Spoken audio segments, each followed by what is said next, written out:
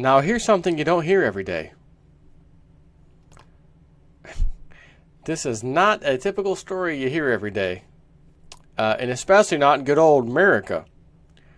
According to Zero Hedge here, early last month, we noted that something strange, very strange, was happening off the coast of Galveston, Texas. As Financial Times reported, quote, the amount of oil now at sea is at least double the levels of earlier this year and is equivalent to more than a day of global oil supply. In short, the global deflationary crude supply glut is beginning to manifest itself in a flotilla of stationary supertankers, as millions of barrels of oil are simply stuck in the ocean as VLCCs wait to unload. Ultimately, this led to nearly 40 crude tankers with a combined cargo capacity of 28.4 million barrels waiting to anchor near Galveston. Here's what the logjam looked like. And he just shows a little screenshot here of, well, let's, we do have the ability. Give me 1 second. We do have the ability to grab that for you. Might as well show you a little something. So you can see all these little dots. This is all them just hanging out. No place to go. In the latest sign that the world is simply running out of capacity when it comes to coping with an inexorable supply of commodities, 3 diesel tankers en route from the Gulf to Europe did something rather odd on Wednesday. They stopped, turned around in the middle of the ocean, and headed back to the way they came. Quote, at least 3 37,000-ton tankers have made U-turns in the Atlantic Ocean in recent days and are now heading back west, Reuters reported, citing its own tracking data. One of these companies is named Vendome Street, actually made it to within 800 miles of Portugal, so about 3/4 of the way there, before abruptly turning around. Quote, ship brokers said a turnaround so late in the journey would come at a cost to the charterer, Reuters noted. Yeah, I would think so. The problem, low prices, no storage capacity, and soft demand. European diesel prices in refining margins have collapsed in recent days to 6-year lows, and the market has been overwhelmed by imports from huge refineries in the United States, Russia, Asia, and the Middle East. Huge refineries in the U.S. I thought we were so dependent on the Middle East and everything. How could we have excess oil to ship?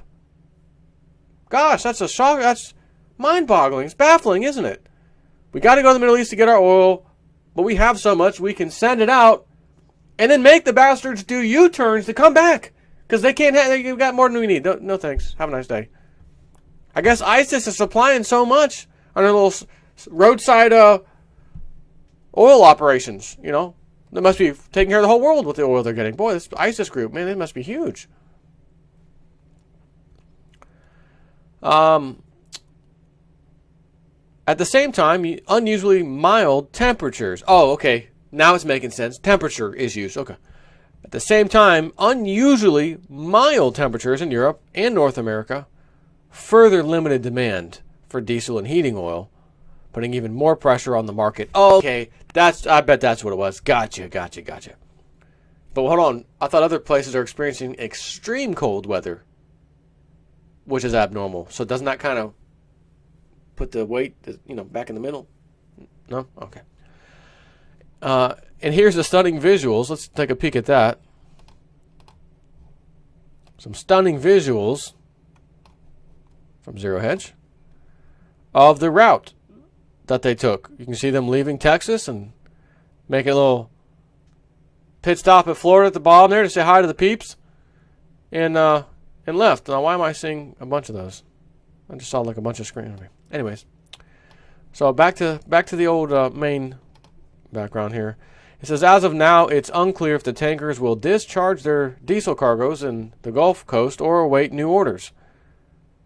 But what you're seeing is a supply glut so acute that tankers are literally just sailing around with nowhere to go as there are reportedly some 250,000 tons of diesel anchored off Europe and the Mediterranean looking for a home. On that note, Zerohead says, we'll close with the following quote from a trader who spoke to Reuters. Quote, "The idea is to keep tankers on the water as long as you can and try to find a stronger market." Try to find a stronger market.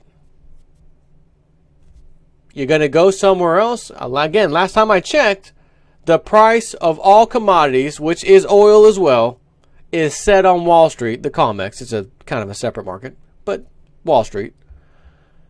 The price of oil is set on Wall Street. It's not set by the Middle East. It's not set by OPEC. It's not set by the oil companies. The big three. Nope, not even them. It is set on Wall Street.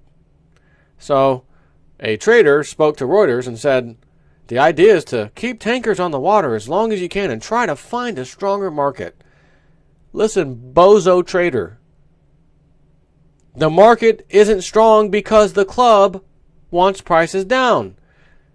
They want to bankrupt the Middle East and all oil-producing countries so that America can ultimately default on its debt, but it's got to bring everybody down first, too.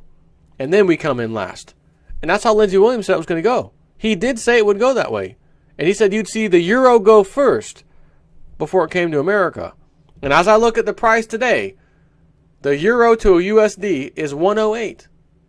It's usually around 127, 130s, 120 something. 108. The euro would go first, he said.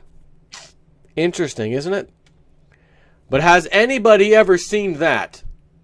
Hey, we're going on the mighty sea today. The captain of my ship, Capitan J-Snip 4. And Capitan J-Snip 4 says we're going to go all the way out there 3/4 of the way, and then we're going to turn back around. How's that sound, crew? What are we going to do with this oil, sir? We'll worry about that when we turn around and do whatever we're going to do. And if we can't find it, according to this trader said we should stay on the water as long as we can, try to find a stronger market. So, since food is in limited supply out here in the ocean, I need you guys to get your fishing poles out and make do with what we got here. The good news is we got plenty of diesel on board at a super low price. So we can stay out here for a long time. We just need to make sure you guys, get them fishing reels out in hopes that the market, stronger market comes. Magic 8 Ball, if I shook it right now, Magic 8 Ball is a stronger market coming?